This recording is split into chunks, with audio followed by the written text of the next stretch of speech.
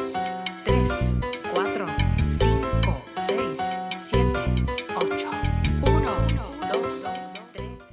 Hola amigos, welcome to Singing Señorita, where I share lesson plans, organization tips, and teaching ideas that I've learned after 23 years of teaching. So today I'm just going to quickly share what I'm going to do in my classes this week for my level 2 students. So last week on Thursday around noon it began to snow, and then we got a snow day on Friday. The kids were super excited, and honestly so was I, and it was an absolutely beautiful snow. It snowed all night long and there were several inches, and I'll put a picture up, but that meant that I'm gonna have to move Friday's lesson over onto Monday. So what I had planned for last week on Friday was that I was gonna teach the students about SMART goals, and they were gonna write one personal goal and one school goal. So that just gets moved to Monday. Then what we're gonna do on Tuesday is, last week we started AR Preterite verbs. So they copied down the first part of these notes and we did a little practice, and then they had a Google Forms worksheet. So now we're gonna go over ER and IR Preterite verbs. Same thing, they know the routine. I have a PowerPoint, we walk through it, they copy down the notes, we practice a little bit together, and then they do their Google Forms worksheet, which I love the Google Forms worksheets because I give my students multiple attempts just for that practice over and over and over again. And some students will do it until they make 100, and I'm okay with that as long as it's within the window that I've assigned them. I'm good with that. Then on Wednesday, we're going to do a vocabulary activity. So I came up with a worksheet that has their vocabulary, which last week I introduced the vocabulary, I'm going shopping. So these sentences have to do with going shopping.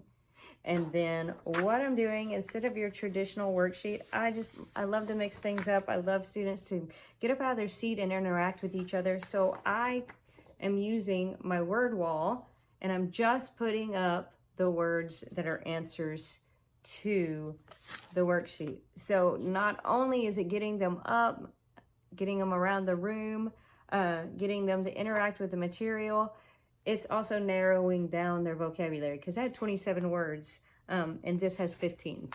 So that helps them a lot, but it's also, it just gets the oxygen into their bloodstream, getting them up and moving around. And I have found I have much more participation and I get a lot more of my homework turned in when I do something where they're up and out of their seats. It's the same thing as giving them a worksheet. It's just in a different format that students like more.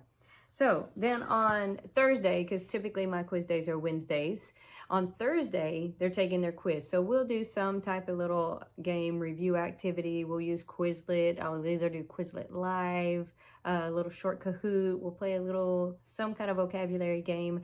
They'll take their quiz, and then they'll copy their new vocabulary from Quizlet. So all of my lists are on Quizlet because that makes it easy for them to study before a test or quiz. And then on the last day of the week, they're going to be learning about demonstrative adjectives. So anytime we're doing grammar, I have a PowerPoint, they have notes, but these are some of the favorite notes I've created because it's very visual.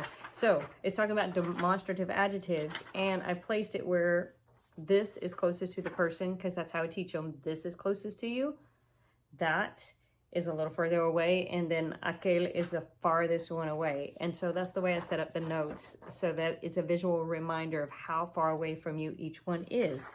So este aquel.